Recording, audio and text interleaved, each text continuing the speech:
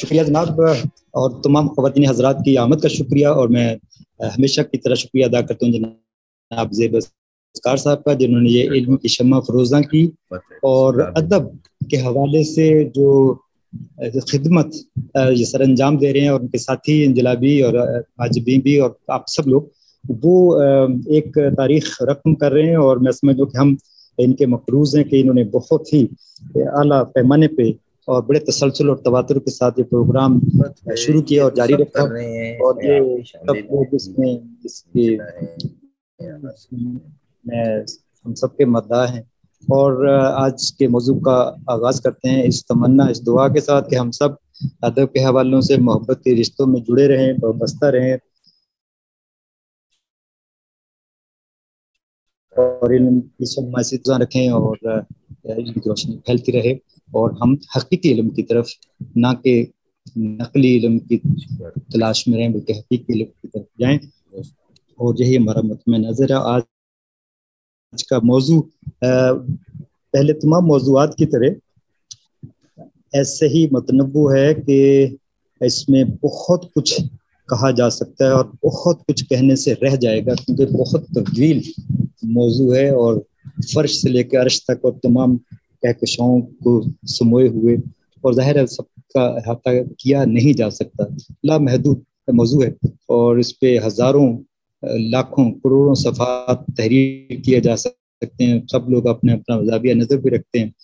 تو ہم صرف اپنے حوالے سے جو چیزیں اس نشست کے لیے، ذوق کے لیے چیزیں پیش کریں گے، اور یہ پہلے ہی کہہ دیا کہ مکمل احاطہ کرنا ممکن نہیں ہے وجود کا، موجودات کا، اور یہ تو اتنا طویل و عریض موضوع ہے کہ اس کو قطعی طور پہ اس کا احاطہ نہیں کیا جا سکتا، لیکن اس کے باوجود بہت سی چیزوں پہ ہم بات بھی کریں گے، اور سوال جواب بھی ہوں گے، اور اس میں ہم اس نشست میں سوال جواب کی نشست میں بھی کافی چیزوں کو کور کر لیا جائے گا۔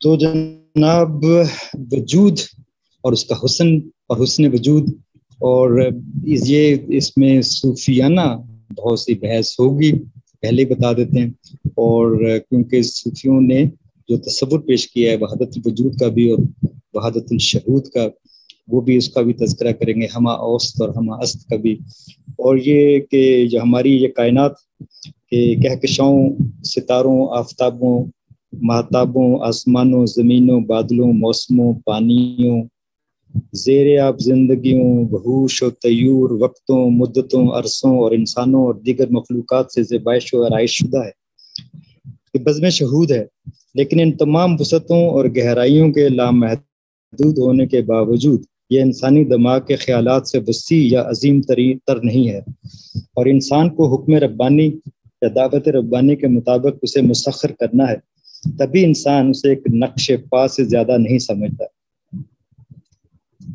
جیسا کہ غالب نے کہا ہے نا کہ تمنا کا دوسرا قدم کہاں ہے یا رب، ہم نے دشت ایک نقش پا پایا، کہاں تو تمنا کا دوسرا قدم یا رب، میں نے دشت امکان کو ایک نقش پا پایا۔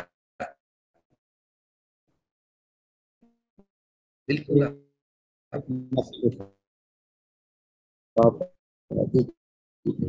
تو مگر خود انسان کی حقیقت کیا ہے، اور ان تمام شہود اور تمام شہود کثرت ہے، ایک بھی ہمارا وہم ہے، وہم کا اطلاق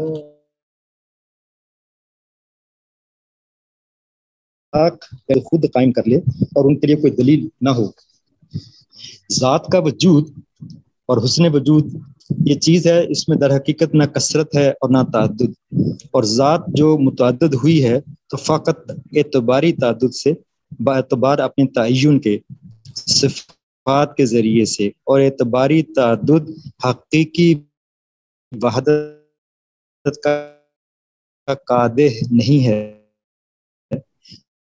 جیسے درخت کی شاخیں، اس کی جڑ کے عرض کیا کہ کثرت ہے اور ایک وحدت کی، اور کیونکہ یہ بھی دیکھا جائے گا کہ کثرت آرائی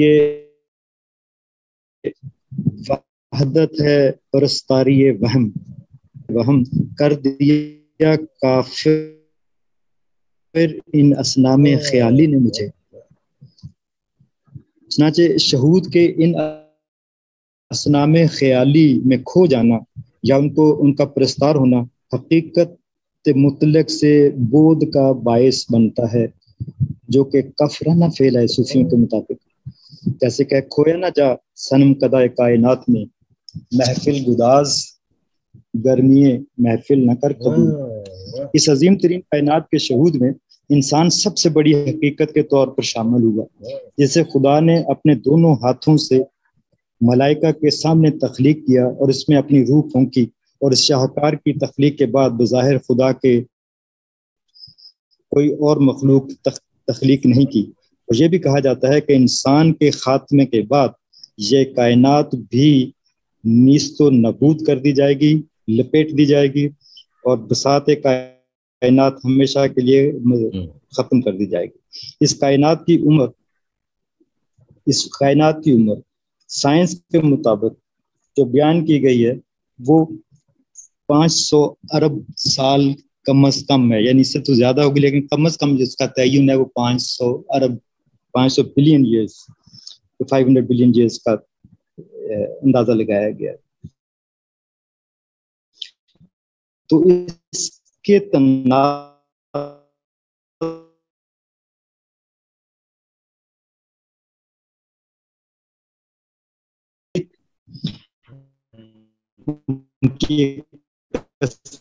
کثیر تعداد نے اسے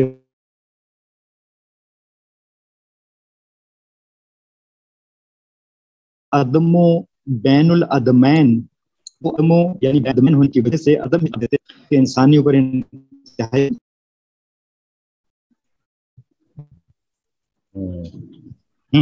بین العدمین بین الدمین، یعنی اس کی مثال یہ دی گئی ہے کہ اگر حیض کا خون ایک دن آئے، دوسرے دن نہ آئے، اور پھر تیسرے دن آئے، تو جو دوسرا دن ہے اس کو بھی اسی میں شامل کیا جائے گا. تو یہی بالکل مثال ہے بین العدمین کی بین الدمین. تو یہی مثال صوفیہ نے اس کے لیے مختص کی ہے. تو مفکرین وحدت الوجود کے مطابق تعینات و حیثیات کائنات یعنی تمام بزم شہود کو اعتباری یا نسبتی خیال کرتے، یعنی رب العزت ان اعتبارات میں عارضی صورتیں اختیار کر لی ہیں جو اشیاء کی شکل میں نمودار ہوتی ہیں. ایک حالت تخلیق ہوتی ہے تو اس سے اپنے ساتھ ایک نیا اعتباری عالم لے کر آتی ہے، کیونکہ یہ پوری کائنات ایک مربوط وحدت ہے، اس لیے ہر تغیر ایک نئی اعتباری منصف شہود پر آ جاتی ہے. جیسے کہ سمندر کے اعتبار لہریں، شور، وسعت، عمق، ہوائیں، بھاپ، بادل، جہاز، آبی مخلوق، یہ سب پانی کے سمندر کے اعتبارات عالم ہیں. پھر بادل کے اعتبارات عالم ہے. تو اس طرح ہر چیز کے اپنے اپنے اعتبارات ہیں، یعنی متعلقات اور شاملات بھی کہہ سکتے ہیں. جب تک وہ ابتدائی حالت باقی رہتی ہے اعتباریت کی وہی کیفیت کار فرما رہتی ہے. اس کے مٹنے کے ساتھ ہی دوسری حالت اس کی جگہ پر کرنے کے لیے سامنے آ جاتی ہے. ہوا کے زور سے پانی میں تموج پیدا ہوتا ہے، وسعت آب سے ذرا اونچی حرکت نشیب ہوگی. یہ نشیب و فراز ثبوت زندگی نہیں بلکہ اس کی ہستی ہی یہ ہے، اور یہ خود ایک اعتباری حالت ہے. زندگی ایک متحرک سایہ ہے. زندگی کی تمام تر رنگینی و بو قلمنی بے لحاظ مدت اس قدر مختصر ہے کہ نہ ہونے کے برابر ہے. انسان نے اس کے باوجود یہاں ایک ہنگامہ مچا رکھا ہے. اس مختصر زندگی کے فریب میں بھی غم، یاس، حسرت، درد، آنسو، جدائی اٹے پڑے ہیں. کہتے ہیں ایک فریب مسلسل ہے زندگی، کہتے ہیں ایک فریب مسلسل ہے زندگی، اس کو بھی وقف حسرت و حرما بنا دیا. یعنی اگر مخلوقات کے وجود کو حقیقی اور بذات ہی قائم اور موجود تسلیم کیا جائے تو پھر اس کو مؤثر بالذات اور قائم بنفس ہی بھی تسلیم کرنا ضروری ہوگا، جو کہ بداہتاً غلط ہے، کیونکہ اس عالم میں ایک شے بھی ایسی نہیں ہے جو مؤثر بالذات ہو، بلکہ ایک ربط باہمی کا تسلسل جہاں کار فرما ہے اور ایک شے کے اثر انداز ہونے کے لیے کسی دوسری شے کے ساتھ امتزاج و آمیزش کی محتاج ہے۔ دوسری حیثیت وجود کے قیام کی ہے، تو اس کا حال بھی یہی ہے کہ دوسری اشیاء کے ساتھ کسی شے کی آمیزش اس کی مدت حیات کو ترقی دینے کا سبب ہوتی ہے۔ بصورت دیگر مدت حیات کم سے کم ہوتی جاتی ہے، فنا ہونا سب اشیاء کا مقدر ہے۔ تو مفکرین جو وحدت الوجود اور حکمہ اور عرفا، شعراء اور ادبا کی ایک کثیر تعداد چونکہ تمام موجودات ظاہر عالم کو محض مظاہرات قدرت سمجھتی ہے، اور ان کے خیال کے مطابق یہ تمام مظاہرات ہمارا وہم ہے، ہماری ہستی سمیت، اور محض نقش خیالی ہیں۔ وہم نقش خیالی کشیدوئے ورنہ وجود خالق چو انقا بداہر نایابس، تو نے اپنے وہم سے ایک نقش خیالی قائم کر لیا ہے، ورنہ مخلوق میں وجود اس عالم میں انقا کی طرح نایاب ہے۔ اس کے ساتھ ساتھ حق تعالیٰ نے کوئی عجب شے پیدا نہ کی جس کا نقش آدم کی صورت میں نہ رکھا ہو، اس یعنی آدمی کا کوئی ذرہ کائنات میں نہ رکھا ہو جس کا عکس اس میں نہ رکھا ہو یا اس میں جاری نہ کیا ہو، اور کوئی بھید ظاہر نہ کیا جس کے علم کی کنجی اس کے وجود میں نہ رکھی ہو۔ پس آدمی عالم کا مختصر نسخہ ہے، یعنی منیچر ہے، پورے کائنات کا منیچر ہے، کہ چابیاں بھی اسی کے پاس علم کی موجود ہیں۔ یا یہ کہ ہے مشتمل نمود سور پر وجود بحر، یہاں کیا دھرا ہے خطرہ و موجو حباب میں۔ مولانا بھی اسی نظریے کے حامی تھے۔ نیست وش باشد خیال اندر جہاں، تو جہانے بر خیال بیں رواں، بر خیال صلح شاں و چنگ شاں، بر خیال نام شاں و ننگ شاں۔ اس دنیا میں ان کے خیالات بالکل بے حقیقت ہیں اور اس جہاں ہے۔ انسانوں کی حالت یہ ہے کہ ان کی تمام صلح اور جنگ انہی خیالات پر مبنی ہے، اور ان تمام نام و ننگ ایسے ہی خیالات پر منحصر ہے۔ گویا انسان صرف اپنے خیالات میں منہمک ہے، اور اس سے زیادہ حقیقت کے فہم و ادراک کی کوئی کیفیت بھی اس کے اندر موجود نہیں ہے۔ گویا ایک فریب نفس ہے جس میں انسان مبتلا ہو گیا ہے۔ نرا دھوکہ ہی ہے دریائے ہستی، نرا دھوکہ ہی ہے دریائے ہستی، نہیں کچھ تہ سے تجھ کو آشنائی۔ اور ایک اور زاویہ سے یہی بات کہ مقصود کے خیال سے بہتوں نے خاک چھانی، مقصود کے خیال سے بہتوں نے خاک چھانی، عالم تمام وہم ہے یہاں ہاتھ کیا لگے۔ زندگی ہنگاموں کے تسلسل سے عبارت ہے۔ ہر ہنگامہ زندگی اپنے اندر کامیابی یا ناکامی رکھتا ہے۔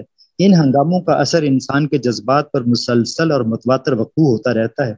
اس زندگی میں مختصر ترین وقفہ و مدت میں تمام زور اور قوت تصرف اور نفوذ اور رسوخ ہستی پر پڑتا ہے۔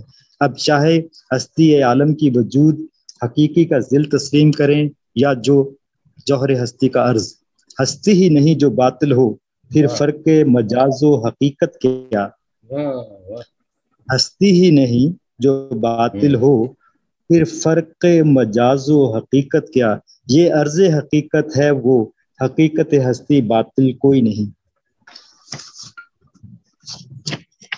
بہرحال زندگی کی ایک نمود اور شہود تو ہے، شرح ہنگامہ ہستی ہے، زہ موسم گل، رہبر قطرہ بدریا ہے، خوشا مشرب موج شراب۔ موسم گل کس قدر اعلیٰ ہے کہ ہستی کی شرح کر دیتا ہے، جس طرح موسم گل خوشگوار ہے، یہی حال ہنگامہ ہستی کا یعنی زندگی کا ہے۔ موسم گل جتنا عارضی ہے وہی کیفیت زندگی کی بھی ہے، اور موج شراب سے جو بے خودی پیدا ہوتی ہے وہ انانیت کو، جو کہ انتہائی مذموم اور انسان کش ہے، مٹا دینے والی ہے۔ جب انانیت مٹ جاتی ہے تو انسان واصل بحق ہو جاتا ہے، جو حال قطرہ کا دریا میں مل جانے کے بعد ہوتا ہے۔ ہستی کا ثبوت زندگی ہے، اور زندگی کا ثبوت نشیب و فراز ہے۔ چونکہ نشیب و فراز منافی قرار و سکون ہے، اس لیے زندگی ہمیشہ متغیر الاحوال رہتی ہے۔ جب تک مادیت اور زندگی میں طاقت و تحمل موجود رہتا ہے، وجود برقرار رہتا ہے، مگر طاقت و تحمل کی تاب نہ رہنے پر اجزائے زندگی منتشر ہو جاتے ہیں۔ بلبلہ یعنی حباب زندگی اور ہستی کے قریب ترین مثال ہے۔ بلبلہ خوبصورت خوشنما رنگوں کا انعکاس کرتا ہوا فضاؤں میں معلق اپنے آپ کو بلند اور شان انگیز سمجھتا ہے، مگر چند لمحوں میں مشتمل یہ تماشا اچانک اختتام پذیر ہو جاتا ہے۔ زندگی سراب، زندگی حباب، چند لمحوں پر مشتمل یہ زندگی فرصت ہستی کہلاتی ہے۔ یک نظر بیش نہیں فرصت ہستی غافل، یک نظر بیش نہیں فرصت ہستی غافل، گرمی بزم ہے ایک رقص شرر ہونے تک۔ واہ واہ واہ، اس شبنم کے قطروں کی عارضی زندگی سے بھی دی گئی پرتوئے خور سے ہے، پرتوئے خور سے ہے شبنم کو فنا کی تعلیم، میں بھی ہوں ایک عنایت کی نظر ہونے تک۔ واہ واہ واہ واہ، میری ساری ہستی شراب کے مثل ایک خیال ہی سے عبارت ہے۔ میں یقین کے ساتھ کہہ سکتا ہوں کہ میں موجود نہیں، صرف میرا وہم و گمان ہی باقی ہے۔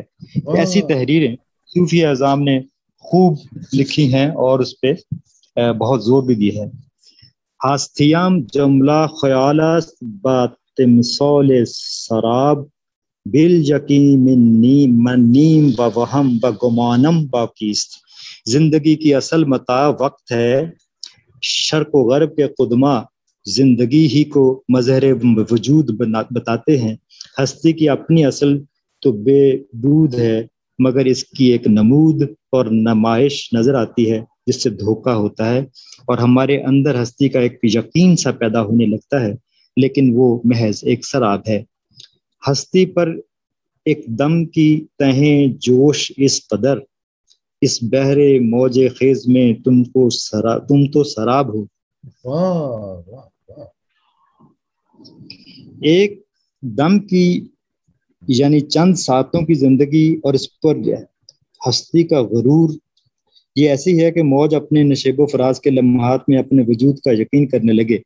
تمام عالم میں خیال و تصور کی طاقت اور عمل کی قوت صرف انسان میں موجود ہے۔ اس فضل و شرف کے باوجود اس خام خیالی میں گرفتار ہے کہ اس کا وجود حقیقتاً موجود ہے۔ حباب، قطرہ، موج، سراب، موم بتی، شمع جیسے عارضی عوامل سے تشبیہ دیتے ہوئے وحدت الوجود کے مفکرین زندگی اور بالخصوص ہستی کے وجود کو ماننے سے گریز کرتے ہیں، مگر مسئلہ پیچیدہ ہونے کے باعث بہت سے مقامات پر لغزش ہوتی ہے۔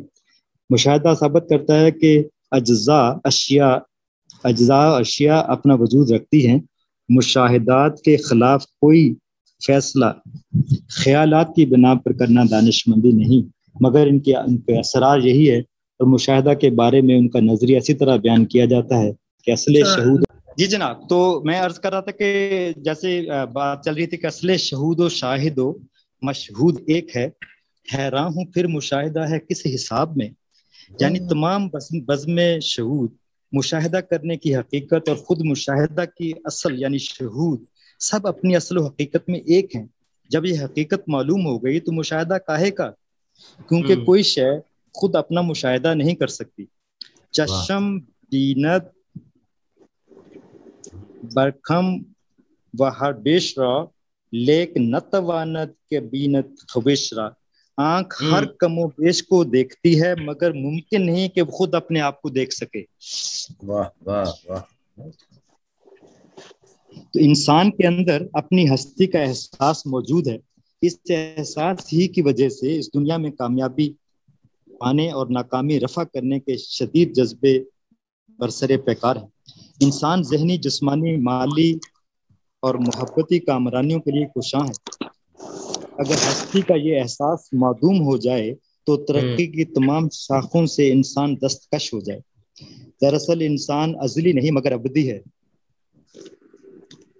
انسان ازلی نہیں مگر ابدی ہے، بلکہ حیات بعد الموت کا تصور مختلف مذاہب میں اسی بنا پر تقویت پذیر ہے. روزانہ انسان ہزاروں کی تعداد میں ہمارے سامنے مرتے ہیں، مگر پھر بھی ترقی کے زینے پر سوار ہونے سے مانے نہیں کرتے.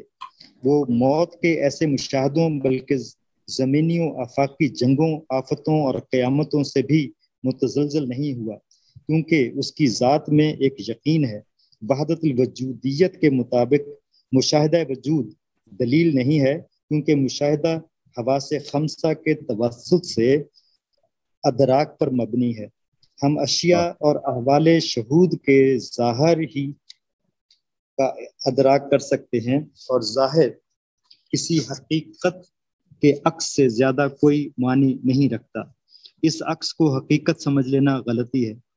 اہل وحدت الوجود کے مطابق مشاہدہ کا دوسرا مسئلہ اعتباریت یعنی تقابلی جائزہ یعنی ریلیٹیوٹی ہے، کیونکہ یہ احساس پرسپشن کے ایک ایسے اعتبار پر مبنی ہوتا ہے جو شے مدرکہ سے خارج ہو. گویا تمام عالم انسانی کی بنیاد اشیاء و احوال میں ایک موازنہ پر قائم ہے. انسانی فکر و نظر کی نارسائی کو اس سے اندازہ کر لینا چاہیے کہ تمام اجزائے عالم شہود موازناتی اور تقابلی زاویوں پر ہی دیکھے یا محسوس کیے جاتے ہیں. بظاہر نظر آنے والے تمام اشیاء اپنی صفات کے اعتبار سے پہچانی جاتی ہیں اور انہیں دوسری اشیاء کے حجم، رنگ، ساخت وغیرہ کے موازنے پر محسوس کیا جاتا ہے، جبکہ ذہنی، نظریاتی اور خیالاتی تصوراتی نظریے انسان کے ذہنوں میں تخلیق کو پروان پاتے ہیں. جب چھو لینے والی اشیاء کی ماہیت اتنی مشکوک ہے تو نظریاتی، تصوراتی اور خیالاتی نظریوں کے ٹینجیبل ہونے کی کیا حیثیت ہو سکتی ہے؟ یہی وجہ ہے کہ مشاہدہ ہمیں اپنے آپ سے دور کرتا ہے. عالم آئینہ راز است چے پیدا چے نہاں تا بندیشہ نداری و انگاری دریاب. اس عالم کا جو کچھ ظاہر ہے وہ بھی اور جو کچھ پوشیدہ ہے وہ بھی ایک راز کا آئینہ دار ہے. تیرے اندر فکر کرنے کی تاب و سکت نہیں ہے تو پھر اس کو ایک نظر سے ہی دریافت کر لے، کیونکہ جس کے ساتھ کوئی نہیں ہے اور نہ کوئی چیز اس کے سوا ہے، اس کے ساتھ تم موجود ہو، کیونکہ اول کا وجود دوسرے یا دوسرے کے لوازمات کے نہ رہنے کے ساتھ مشروط ہے. انسان کو اپنے قوت مشاہدہ کی تہذیب کر لینے کی ضرورت حواس خمسہ ظاہری ہو یا حواس خمسہ باطنی، خیالات ہو یا مفکرانہ سوچ، عقل ہو یا شعور، حکمت ہو یا برہان، فرقان ہو یا عرفان، سب کا مقصد اشیاء کی تحقیق و تدقیق ہے. اس کے ذریعے حقیقت یعنی حق تک پہنچنا ہے. یہ تمام بزم شہود، تمام دلیلیں اور برہانے اور تمام ظاہری موجودات حق تک پہنچنے میں جہاں مدد دے سکتے ہیں وہاں مزاحم بھی ہو سکتے ہیں. صوفیہ ایسی مقام پر نہایت میں مبتلا ہوتے ہیں کہ اگر وہ شاہ رگ سے بھی قریب ہے تو پھر اتنا دور دور دور یا بعید کیوں کر ہے؟ ہمیں دکھائی کیوں نہیں دیتا، پکڑائی کیوں نہیں دیتا؟ حق پر اس وقت کے اعتبار سے نگاہ ڈالو جب اس نے خلق کو خلق نہیں کیا تھا، اور دیکھو کہ تم کو کیا نظر آتا ہے. بس تم ہرگز اس کے غیر کو نہیں دیکھو گے. تمہارا وجود و موجود بیان میں دو ہیں اور حقیقت میں ایک. میں نے اپنے دل سے پوچھا، اپنی رب کی قدرت کے بارے میں سوال کیا تو اس نے جواب دیا کہ کوئی شک نہیں کہ وہ حاضر ہے تمہارے دل میں۔ تو میں نے کہا کہ یہ میرا وہم ہے۔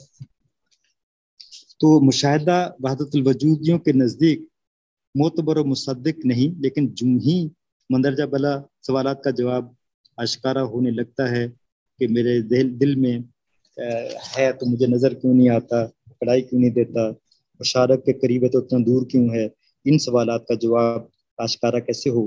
تو فکر کی تہذیب کے ذریعے حجاب اٹھنے کا اہتمام ہوگا اور ادراک وہاں تک رسائی حاصل کر لیتا ہے کہ اصل شہود و شاہد و مشہود ایک ہے۔ اور یہ اصل کیا ہے؟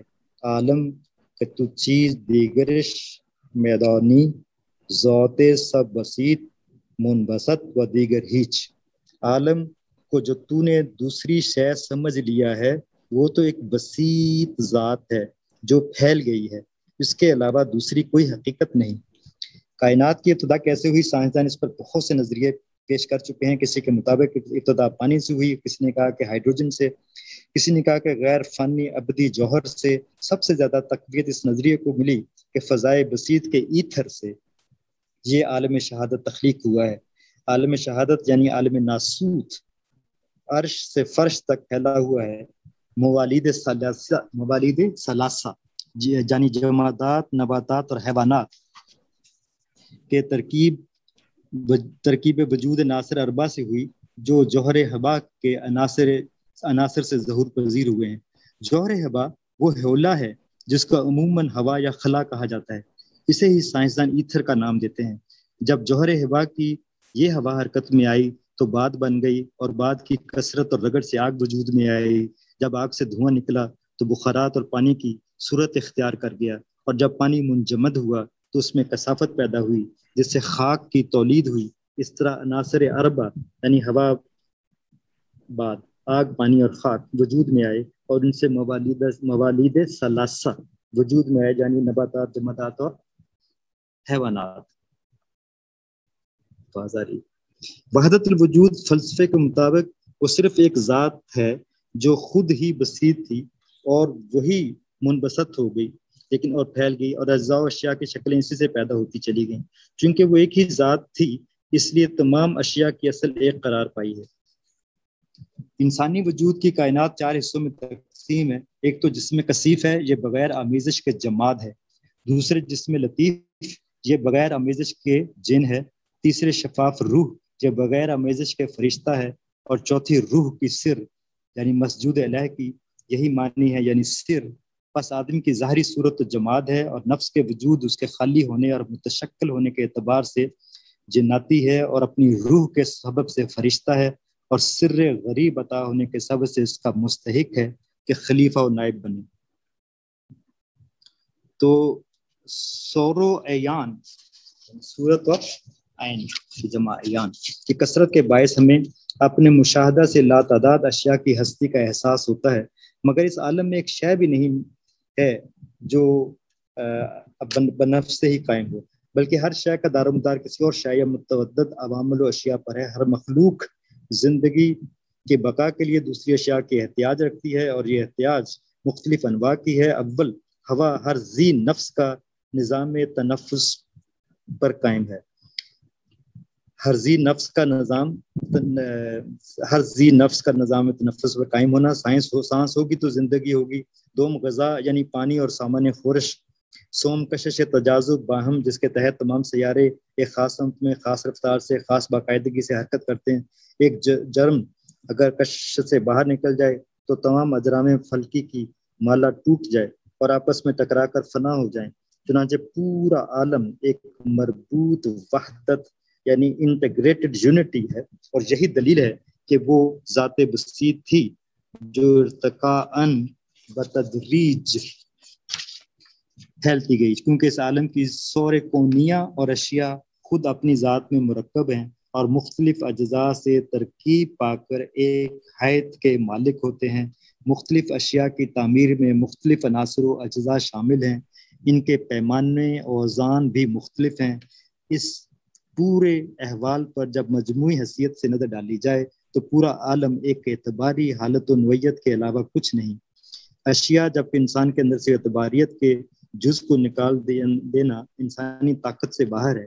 چنانچہ یہ تمام شہودی جلوے اور ان کی کثرت اسی ایک وحدت سے نمودار ہوئی. صوفی شیخ ابن الحبیب نے کہا ہے کہ انما الکون معانی قائمات بالصور.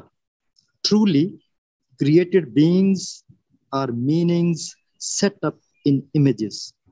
یہ شیخ ابن الحبیب کا میں نے پہلے بھی تذکرہ کیا تھا. یہ ہم ان کا سلسلہ شاذلیہ بہت معروف سلسلہ ہے، خاص طور پہ شمالی افریقہ میں. اور ان کا جو کلام ہے وہ میں کم از کم 10-11 مرتبہ پبلش کر چکا ہوں. ان کا دیوان شیخ ابن الحبیب، تو اس میں بڑی خوبصورت ایسی چیزیں، لیکن جو کہ بہت سے لوگ ان سے اختلاف بھی کرتے ہیں کہ وحدت الوجود کے فلسفے کے مخالف لوگ بھی ہیں، ان کے بھی دلائل ہیں، اور وہ سمجھتے ہیں کہ یہ ایسی رائے ہے جس پہ اعتراض کیا جا سکتا ہے. لیکن جیسا قرض کی کہ تمام ہمارے اکثر شعراء غالب ہوں، میر ہوں، درد ہوں، یہ تصوف کے جب رنگ میں لکھتے ہیں تو یہ ایسا لکھتے ہیں. ہم جانتے ہیں کہ نہ تھا کچھ تو خدا تھا، نہ ہوتا کچھ تو خدا ہوتا، ڈبویا مجھ کو ہونے نے نہ میں ہوتا تو کیا ہوتا. تو جناب حالانکہ حق تعالیٰ فرماتا ہے کہ سارے موجودات میرے موجودات ہیں، اس لیے جو چاہو میرا نام رکھو اور جیسے چاہو میری صفت کرو، اور تم جو نام لوگے یا وصف بیان کرو گے تو وہ میرا ہی نام لوگے اور میرا ہی وصف بیان کرو گے. حالانکہ میں اپنی ذات میں ان سب سے مجرد ہوں. کوئی بندہ اپنے بھائی کے محل کو اس کی جنت میں نہیں دیکھتا جیسا کہ سہیل دیکھا جاتا ہے، مگر میرے ہی محل کو دیکھتا ہے. ملائکہ کسی عرش کو گھیرے ہوئے نہیں ہے مگر میرے ہی عرش کو. کوئی کلمہ الہیہ نہیں بولتا مگر اللہ ہی اس کا بولنے والا ہے. تو ایک نہیں ظاہر ہوتا کل میں مگر ایک ہی. وہ صورت میں وہ ایک سے زیادہ یعنی بکثرت ہو، اس لیے وہ سریرت میں ایک ہی ہیں. جیسے عیسیٰ و یحییٰ اور موسیٰ و ہارون پس سے دونوں جس کی روح سے دو تھے اور دونوں حقیقت میں ایک تھے.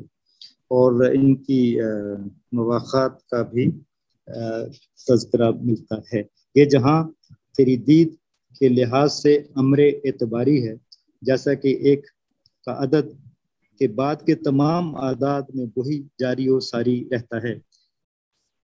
ایک اور اہم صوفی شاعر کے مطابق کہتے ہیں نا کہ جہاں رو دید امر اعتباری چو واحد گاشت در اعداد ساری. جہاں تیری دید مشاہدہ کے لحاظ سے امر اعتباری ہے جیسا کہ ایک کا عدد ہے کہ بعد کے تمام اعداد وہی جاری و ساری رہتا ہے. کثرت آرائی سے وحدت متاثر نہیں ہوتی، نہ یافت نہ کثرت خلل بوحدت ذات. یکی عدد گر بسد ہزار کشد. کثرت سے وحدت ذات میں کوئی خلل واقع نہیں ہوتا، کیونکہ تم ایک کے عدد کو 1,00,000 تک لے جاؤ تب بھی اس میں ایک کار فرما ہوگا. یا یہ کہ در دیدوئے جریدہ رواں جگانا بین کثرت با خواب ہائے پریشاں برابر است. اس مجموعے عالم کی آنکھوں میں ایک ہی روح کو دیکھو، کیونکہ یہ کثرت خواب ہائے پریشاں کے مثل ہے. غالب نے اس سلسلے میں یہ کہا کہ ہے غیب جس کو سمجھتے ہیں ہم شہود ہیں خواب میں ہنوز جو جاگے ہیں خواب میں. تو سالک کو تمام موجودات میں حق ہی حق نظر آئے اس کو شہود کہتے ہیں. اور غیب الغیب سے مراد مرتبہ احدیت ذات ہے جو عقل و ادراک اور بصر و بصیرت سے ورا و الورا ہے. جس کو ہم شہود سمجھے ہوئے ہیں وہ در حقیقت غیب الغیب ہے اور اس کو غلطی سے شہود سمجھتے ہیں. ہماری مثال ایسی ہے جیسے کوئی خواب میں دیکھے کہ میں جاگتا ہوں، وہ اپنے تئیں بیدار سمجھتا ہے مگر فی الحقیقت وہ بھی خواب میں ہی ہے. جو لوگ شہود پر اعتماد کرتے ہیں ان کی حالت اس شخص کے مثل ہے جو خواب دیکھ رہا ہو اور اپنے آپ کو بیدار سمجھ کر خواب کے احوال کو اصلی اور حقیقی تصور کر رہا ہو. آواز آ رہی ہے جی؟ جی بالکل آ رہی ہے جی ڈاکٹر صاحب. مظاہر و عیان کی حقیقت کو جاننے کے لیے شہود پر بھروسہ کرنا خواب کی حالت کی مانند ہے. تھا خواب میں خیال کو تجھ سے معاملہ، تھا خواب میں خیال کو تجھ سے معاملہ، جب آنکھ کھل گئی نہ زیاں تھا نہ سود تھا. یعنی خیال تھا میری ذات یا ہستی نہیں جو خواب میں تجھ سے معاملات طے کر رہا تھا بطور فاعل مطلق. زندگی کے لیے خواب کا تصور مسلمان شعراء اور مفکرین میں حضرت صلی اللہ علیہ وسلم کے اس ارشاد مبارک سے پیدا ہوا کہ لوگ سو رہے ہیں، محو خواب ہیں، جب مریں گے تو بیدار ہوں گے. مولانا رومی نے اس کی تفسیر ایسے کی ہے کہ خفتہ آن باشد کہ او از ہر خیال دارد امید و کنت با اور مقال، نئے چھنا کہ از چنا آید بحال آز خیالش گاردد اور رازد بابا. سویا ہوا وہ ہے کہ ہر خیال سے امید باندھ لیتا ہے، سویا ہوا وہ ہے کہ ہر خیال سے امید باندھ لیتا ہے اور اس سے گفتگو کرنے لگتا ہے. نہ وہ شخص کہ اس خیال سے بیدار ہو جائے اور وہ خیال اس کے لیے وبال جان ثابت ہونے لگے. سویا ہوا یعنی خیالات یعنی وہموں میں کھویا ہوا ہر شخص خوش کن خیالوں اور ہوائی قلعے تعمیر کرنے میں مصروف رہتا ہے. جو ہر چیز پر محیط ہے اس میں کسی چیز کی گنجائش نہیں ہے. یہ تو اس حال میں ہے کہ اس کے ساتھ چیز بھی ہے، پھر اس کا کیا پوچھنا جو ہر چیز ہے، اس کے سوا کوئی چیز موجود ہی نہیں ہوتی اور تجھے یہی بس ہے. بس اپنی کوششوں میں اپنے نفس کو متحل بناؤ یا تجرید کو ثابت کرو. بہت زیادہ ایسے خیالات اور رجحانات سے انسانوں کی ترقی اور نشو و نما کا سفر متاثر ہو سکتا ہے. قرآن پاک کی مبارک آیت کے مطابق جو لوگ متقی ہیں ان کو جب شیطان کی طرف سے کوئی خطرہ پیش آ جاتا ہے تو وہ چونک پڑتے ہیں، پھر وہ یکا بینا ہو جاتے ہیں.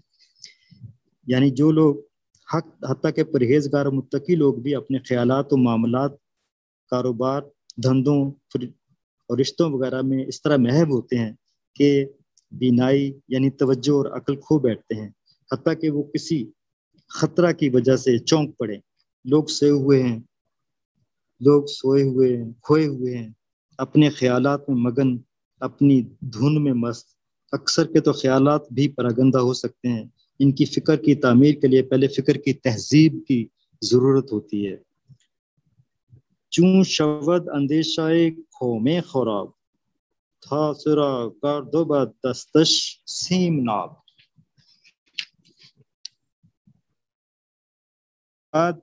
اندر سینہ عرش قلب سلیم در نگاہ اوپج آیت مستقیم. برکھراں از حرب و ضرب و کائنات چشم او اندر سکون بیند حیات. موج از در باش کم گرد و بلند گوہر او چون شرفتا ارجمند. پس تحسن باعدش تطہیر فکر بعد ازاں آسان شبد تعمیر فکر. جب کسی قوم کی فکر خراب ہوتی ہے تو کھری چاندی اس کے ہاتھ میں آ کر کھوٹی ہو جاتی ہے، اس کے سینے کے اندر قلب سلیم مردہ ہو جاتا ہے، اس وجہ سے سیدھا بھی اس کو ٹیڑھا نظر آتا ہے. اس عالم کے حرب و ضرب، جہد و عمل اور اپنا مقام بنانے کی کوشش سے رک کر اس کی آنکھ سکون کی میں زندگی بات پاتی ہے. اس کے دریا سے موج نہیں بلند ہوگی، اس کا گوہر سنگ ریزے کی مانند بے وقت ہو جاتا ہے. لہذا سب سے پہلے فکر کی تطہیر کی ضرورت ہے، اس کے بعد فکر کی تعمیر آسان ہو جاتی ہے. چنانچہ انسان جب اپنے خیالات میں گم ہو کر ایک فرضی انجمن آرائی قائم کر لیتا ہے جسے فینٹیسی ورلڈ کہتے ہیں، اور خیالی دنیا بسانے کے باعث اصلی امور پر توجہ نہیں دے پاتا تو توہمات کا شکار ہو جاتا ہے، امور اصل کو پرکھنے سمجھنے سے عاری ہو جاتا ہے.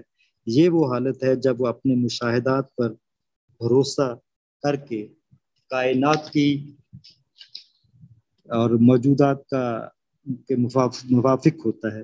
سارے حقائق کی جمع واحد ہے، اور اگر متعدد ہو تو واحد کا احد ہے، اس لیے کہ واحد مظاہر سے متعدد ہوتا ہے اور احد متعدد نہیں ہوتا کیونکہ وہ واحد کا خلاصہ ہے، اس لیے کل کی جمع واحد سے ہے، اور اگر واحد اعداد کا آغاز ہے تو اس کا اختتام احد ہے، بس وہ عین دلیل ہے کیونکہ احد مفرد ہے اور واحد سب کا جامع ہے، اس لیے وہ مفرد جامع ہی ہو جاتا ہے، بس کل ظاہر میں اس سے نکلنے والا اور اس کی طرف لوٹنے والا ہے، اور اس پر یہ قول ہے کہ واحد ہی احد ہے، بس جب واحد متعدد ہوا تو وہ کمال دائرہ کی تنزیل ہے، اور جب مکمل ہوا تو سب دائروں کی حقیقت واحدیہ احد ہو گیا، بس یہی کثرت وحدت کے حقائق کا خلاصہ ہے، بس جس نے احد کی تصدیق کی اس کو احد نے واحد منفرد بنایا اور وہ واحد عارف باللہ ہو گیا۔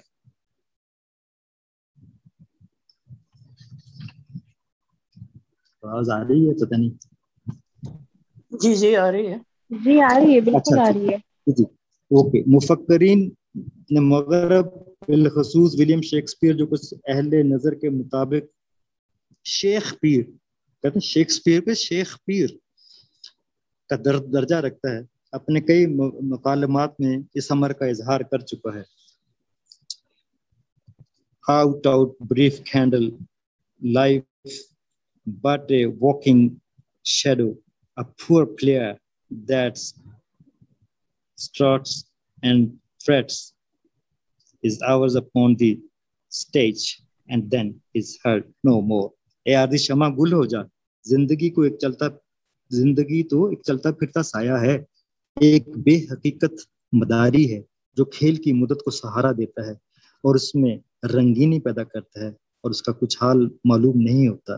شیکسپیئر کے مطابق زندگی میں جو رونق اور رنگینی نظر آتی ہے وہ زندگی کے وجود اور ہستی کی وجہ سے نہیں، بلکہ اس کیفیت کی بنیاد صرف چند ساتوں کی مدت ہے، حالانکہ یہ مدت بھی محض ایک سایہ کی حرکت ہے، متحرک سایہ۔ سایہ خود ایک بے حقیقت شے ہے جو محض ایک ساعت کے لیے ہمارا نقش زمین پر بکھیر دیتی ہے۔ کہتے ہیں کہ ترک دنیا کا سوچ لے ناسخ، کچھ بڑی ایسی کائنات نہیں۔ واہ، کچھ بڑی ایسی کائنات۔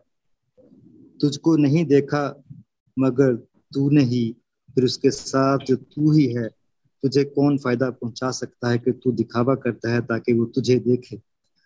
تم الگ ہو تو ماں سوا کیا ہے، کچھ تو کہیے کہ یہ ادا کیا ہے۔ سارا سایہ خود اس سورج کا محتاج ہے جس سے وقت یعنی مدت تشکیل پاتا ہے۔ سایہ بھی سورج کا محتاج ہے، روشنی کا محتاج، کہ وقت کے تعین کا ہمارا تصور بھی سورج کی گردش پر ہی ہے، اس لیے سایہ کی حقیقت وقت سے منسلک ہے اور زندگی خود ایک مدت یعنی وقت کا ایک دورانیہ ہے۔ اسی مدت میں انسان نے جو کچھ کرنا ہے، اس کے بعد یہی کہا جا سکتا ہے کہ بے حقیقت شے تھی جس کے گزرنے کے بعد سایہ ہی کی طرح اس پر کوئی نقش رہتا ہی نہیں۔ یہاں پر چونکہ وقت کی بات ہوئی ہے تو یہ سائنسدان اس نتیجے پہ پہنچے ہیں کہ جب سے انسان نے وقت دریافت کیا ہے اور وقت کی پیمائش کو جانچنے کا سلیقہ سیکھا ہے، اس وقت سے انسان انتہائی وحشت کے عالم میں، یعنی وقت ہے اور وقت کا تقاضا ہے اور وقت کا ادراک، لمحوں کا گزر جانا اور موت کی یاد آنا، تو ایک فکر ہے جو اس انسان کو اس ریٹ ریس کی طرف لے کے جا رہی ہے کہ اس کے پاس مقابلہ سخت اور وقت کم اور مقابلہ سخت والی کیفیت ہے۔ تو یہ کہتے ہیں کہ جب سے انسان نے وقت کے بارے میں سیکھا ہے، اس وقت سے انسان بے چین ہے، بے تاب ہے، اور اس کے حواس کافی حد تک یعنی بہت زیادہ بے چینی والے اس کے احساسات ہیں۔ اگر مخلوقات اور موجودات کے وجود کو حقیقی اور بذات ہی قائم تسلیم ہو جائے تو پھر اس سے موصف بالذات اور قائم بنفس سے بھی کہنا پڑے گا۔ تو یہ بات ہے کہ کیا انسان واقعی نفس کے ساتھ قائم ہے؟ تو اس لیے کہ یہ کیسے ذات ایک چیز ہے، جیسے ہم نے کہا کہ جو متعدد کیسے نظر آتی ہے اور وجود اور موجودات کا جو تناسب ہے کہ آپ کو ہر ذرے میں ایک حسن نظر آتا ہے، ہر ذرے میں ایک عکس ہے، ہر ذرے میں ایک کیمیائی عمل ہے، ہر ذرے میں نیوٹرون، الیکٹرون، پروٹون ہے، ہر ذرے میں ایک الیکٹران گردش کر رہا ہے اور اس پہ چارج ہے، اس کے اندر جو مرکزہ ہے اس میں پروٹون ہے، اس پہ مثبت چارج ہے. تو اس کا مطلب ہے کہ ہر ذرے میں ایک بذات ہی خود ایک زندگی کی رمق ہے، ایک ہلچل ہے، ایک حرارت ہے، ایک زندگی کا ایک ایسا انوکھا سلسلہ ہے جو جب سائنسدان دیکھتے ہیں کہ الیکٹران خود بخود ہر وقت ہر لمحے گردش میں رہتا ہے، تو یہ گردش اس نے کہاں سے حاصل کی؟ کیا وہ بیٹری سے چل رہی ہے؟ کیا وہ اس کو کوئی پاور دی جا رہی ہے؟ کہاں سے وہ حرکت میں ہر وقت ہر لحظہ حرکت میں رہتا ہے اور اس پہ منفی چارج ہے؟ تو یہ ایک کیمسٹری کا بہت بڑا سوال ہے کہ اس الیکٹران کو گردش کیسے حاصل ہوئی اور کیسے وہ تسلسل سے گردش میں رہتا ہے. اگر ہم بات کریں کہ عمل، امتزاج و آمیزش و ترکیب ترک کر دیا جائے تو انسان کے بنائے ہوئے اکثر ایجادات وقوع نہ ہو سکیں یا ان کی مدت حیات کم سے کم ہو جائے. اگر دنیا کے اشیاء قائم بنفس سے تسلیم کر لی جائیں تو عارضی و فنا ہونے سے بچ جائیں. جہاں تک پہاڑوں، سمندروں، جمادات و نباتات کا تعلق ہے تو مثلا پہاڑ زمین پر نصب کیے گئے ہیں، مگر زمین خود ایک انتہائی قلیل حجم کا ذرہ ہے. اپنا وجود برقرار رکھنے کے لیے ہر لمحہ گردشوں میں رہنا پڑتا ہے. زمین سورج کے گرد گھوم رہی ہے اور اس کی رفتار معلوم کی گئی ہے، بلکہ اپنے محور کے گرد بھی گھومتی ہے، اس کی رفتار بھی معلوم ہے. اسے موسم بنتے ہیں، دن رات بنتے ہیں. تو اگر یہ گردش تھم جائے تو اس کی رفتار میں کمی بیشی ہو جائے تو زمین اپنا مدار کھو بیٹھے گی اور دوسرے گردشی ستاروں سے ٹکرا کر ریزہ ریزہ ہو کر فنا ہو جائے گی. اس کے ہمالیہ، قراقرم، کیٹو اور وغیرہ کی کیا حقیقت ہے؟ تو اسی طرح جیسے شیکسپیئر کی طرح غالب نے بھی اس نقش خیالی کی بات کچھ ایسے ہی کی ہے کہ فہم نقش خیالی کشیدہ ورنہ وجود خلق چون کا بدوہر نجا بست. تو جناب جیسے کہ تمام اولیاء اور عرفاء اور وحدت الوجود کے ماننے والوں نے اس حدیث قدسی کے موضوع کو مستحکم ہونے پر متفق ہیں کہ کنت کنزا مخفیا فحببت ان اعرف فخلقت الخلق. میں ایک مخفی خزانہ تھا، میں نے چاہا کہ میں پہچانا جاؤں تو میں نے خلق دیا مخلوقات کو. تو اس حدیث کے سہارے علماء، عرفاء، اولیاء کی ایک کثیر تعداد وحدت الوجود کے نظریے کی قائل ہو گئی. صوفی شعراء نے متعدد اشعار اسی موضوع کے پیش نظر تخلیق کیے. حسن مطلق ازلی و ابد کا اس نے اس امر کو پسند فرمایا اور محبت سے چاہا کہ وہ پہچانا جائے. فاحببت، تب اس نے مخلوقات کو خلق کیا. تو پھر غالب نے یہی کہا کہ دہر جز جلوہ یکتائی معشوق نہیں، دہر جز جلوہ یکتائی معشوق نہیں، ہم کہاں ہوتے اگر حسن نہ ہوتا خود بھی. یعنی مخلوق کو خلق کرنے کا مقصد یہ تھا کہ اس میں وہ عقل و شعور پیدا کیا جائے جو معرفت حقیقت حاصل کر سکے. صوفیہ وحدت الوجود کے مطابق مشاہدہ اپنے سے غیر ہی کا کیا جا سکتا ہے، اپنا نہیں جا سکتا. ہم نے پہلے ذکر کیا. اور معرفت محض اپنی ہی ہو سکتی ہے، غیر کی معرفت قطعاً محال ہے. اب سبب تخلیق اگر معرفت ہے تو لازماً اس کی استعداد و صلاحیت بھی ہمارے اندر ودیت کی گئی ہوگی. چنانچہ جو معرفت بھی ہمیں اپنی ذات کی حاصل ہوتی ہے وہ حق تعالیٰ ہی کی معرفت ہے. یعنی اپنی ذات میں ہم جن امور کی بھی معرفت حاصل کرتے ہیں وہ حق تعالیٰ کے جلوے اور صفات ہیں. اسی استدلال کے مطابق مخلوقات کا وجود بے معنی ہو جاتا ہے اور صرف حق تعالیٰ کا وجود یا وجود محض رہ جاتا ہے۔ ہر صورت آدمیہ میں آدم ہے اور فرشتے اس کو سجدہ کرنے والے ہیں۔ موجودات میں جتنی چیزیں ایسی ہیں کہ اپنے افعال میں اپنے اختیار کی شہود سے دور ہیں، ان کی بقا میں پائیداری ہی ہے، جیسے آسمان، زمین، پہاڑ، دریا، اور جو اپنے اختیارات کے شہود سے قریب ہیں ان کی عمر کوتاہ ہے، جیسے کہ آدمی اور جانور، تاکہ عقل والے سمجھ لیں۔ تو یہ ایک نقطہ ہے کہ موجودات میں جتنی چیزیں ایسی ہیں کہ اپنے افعال میں اپنے اختیار کے شہود سے دور ہیں، ان کی بقا میں پائیداری ہے۔ یعنی کہنا کہ ہے کہ اگر ہم بھی پہاڑوں جیسی اور آسمانوں جیسی اور دریاؤں جیسی اور زمین جیسی طویل زندگی پانا چاہتے ہیں تو ہمیں اپنے اختیارات سے دستکش ہونا پڑے گا، اور جو اپنے اختیارات کے شہود سے قریب ہیں ان کی عمر کوتاہ ہے، جیسے انسان، آدمی، جانور، پرندے وغیرہ۔ اور صرف حق تعالیٰ کا وجود ہی واجب الوجود ہے، اور اسی سے ثابت ہوتا ہے۔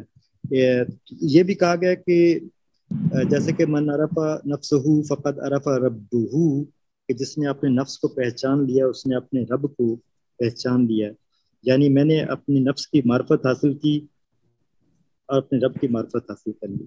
معرفت ذات الہی، اس کی صفات کی معرفت کے بغیر ممکن نہیں، اس لیے حق تعالیٰ کے صفات کا تذکرہ کتب الہیہ میں، احادیث و روایات میں بکثرت و بتاکید موجود ہے۔ حق تعالیٰ کی ہر صفت اپنے ساتھ ذات الوحیت کی معرفت کا ایک جزو ضرور رکھتی ہے۔ خود انسان کی ذات میں کل کائنات مظہر اور پرتو ہے۔ اسی ذات والا صفات کا قابل غور یہ امر ہے کہ ہر فرد بنیادی طور پر طاقتور یا قوی، رزق دینے والا یا رازق، مہربان یا رحیم، بخشش کرم کرنے والا یا وہاب یا کریم، اللہ حضر القیاس بننا چاہتا ہے، اس لیے کہ تمام صفات و ربانی کا مظہر اس کے اندر موجود ہے۔ چیزوں کی صفات میں اس طرح مرکوز تصور کریں جس طرح وہ اپنے وجود سے پہلے تھیں، بعد ہو اس کے نگاہ دوڑائیں تو یہ کہ تم کو ذات کے لیے کوئی مقام یا ہستی کی کوئی ہستی یا اس چیز کی کوئی شان دکھائی دے گی، بس یہی حال وجود کے بعد کا بھی ہے۔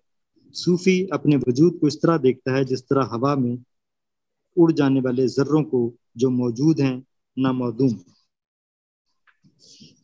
انسان زمان و مکان میں مقید ہے، لیل و نہار کی تعداد میں اس کا عرصہ حیات یعنی ذات یعنی مدت زندگانی ہے۔ وہ وسعت کی ایک جانب تو آسمانوں کے اور دوسری جانب زمینوں کے کناروں کا قیدی ہے، جو کہ گردش آفتاب کے باعث دن اور رات کا اسیر ہے۔ مکان اور زمان کی ان حدود سے باہر نہیں نکل سکتا مگر انسان جو سلطان حاصل کر لے، ورنہ وہ انہی حدود و قیود میں جو کچھ ہے اسی کو دیکھتے سننے سمجھنے کا پابند ہے، مگر جب اس کے اندر سلطان یعنی اذن پیدا ہو جائے تو اس کے حواس ظاہری و باطنی میں ایک ایسی طاقت نمودار ہو سکتی ہے کہ اس کائنات سے بڑھ کر از ماورائے کائنات جلووں کا مشاہدہ بھی کر سکتا ہے۔ گوہے میری نگاہ تیز چیر گئی دل وجود، گاہے میری نگاہ تیز چیر گئی دل وجود، گاہے الجھ کر رہ گئی تو وہمات میں۔ عالم شہادت سارے کا سارا آدم کی ظاہریت میں پیچیدہ ہے، اور اس کی ظاہریت اس کے معنی یعنی روح میں پیچیدہ ہے، جو اپنے پھونکے جانے کے پیچ میں غائب ہے، اور پھونکا جانا افادہ میں پیچیدہ ہے، اور یہ منقطع اشارہ ہے۔ جب ہستی فانی چشم غفلت سے حق تعالیٰ کے ساتھ کسی کو موجود دیکھتی ہے تو حق تعالیٰ اپنی یکتائی کی غیرت کے سبب سے اس کی رفتار کا حکم فرما دیتا ہے۔ جو شخص یہ مشاہدہ کرے کہ تمام امور پر قدوس ہی قائم ہے، وہ وجود میں مشاہدہ نہ کرے گا مگر کمال ہی۔ جس نے اس کو برعکس کیا وہ سرنگوں ہوا۔ قرآن میں جو صفات ربانی بیان ہیں اور جو اسماء الہی، وہ نظریہ عبادت وجود پر دلالت کرتے ہیں۔ جب اللہ ظاہری بھی ہے اور باطن بھی، اول بھی اور آخر بھی، تو اس کا یہی مطلب لیا جاتا ہے کہ جو کچھ ظاہر یعنی نمود شہود میں ہے، وہ جو کچھ مخفی و پوشیدہ ہے وہ سب خود وہی ہے، باقی جو کچھ ہم محسوس کرتے ہیں وہ اضافی ہے، اور اضافات سے پاک ہونا لازم ہے تاکہ توحید کا صحیح علم ہو سکے۔ ان تمام صوفیہ کا یہی عقیدہ ہے کہ التوحید اسقاط الاضافات، التوحید یعنی اسقاط کر دیں تو التوحید اسقاط الاضافات، سارے اضافات کو اسقاط کر دیا جائے تو توحید کا سبق ملتا ہے۔ حکیم ثنائی جو کہ میں وہ بہت ہی میرا فیورٹ اسکالر ہے، تو اس نے بھی یہی کہا ہے کہ محی الدین ابن عربی اور جو کہ وحدت الوجود کا سب سے بڑا پیروکار تھا، اس نے بھی یہی بات اسی نظریے کو آیا ہے۔ جو تو شخصیت تو اس عالم کائنات کی صفت ہے جو ظہور کا سبب سے پیدا ہوتی ہے۔ ممکن الوجود کی اصل حقیقت بھی غیر شخصی ہے جو حق تعالیٰ کی صفت الباطن سے پیدا ہوتی ہے، اس کے بعد وہ ظاہر ہوتی ہے جو مشاہدہ سے ثابت ہوتی ہے۔ جس طرح بندے کا وجود اپنے مولا سے ہے، اسی طرح مولا کا شہود اپنے بندہ سے ہے۔ کیا بات ہے جی! ذات حقیقت، ذات حقاست واحد و ہستیت عین ذات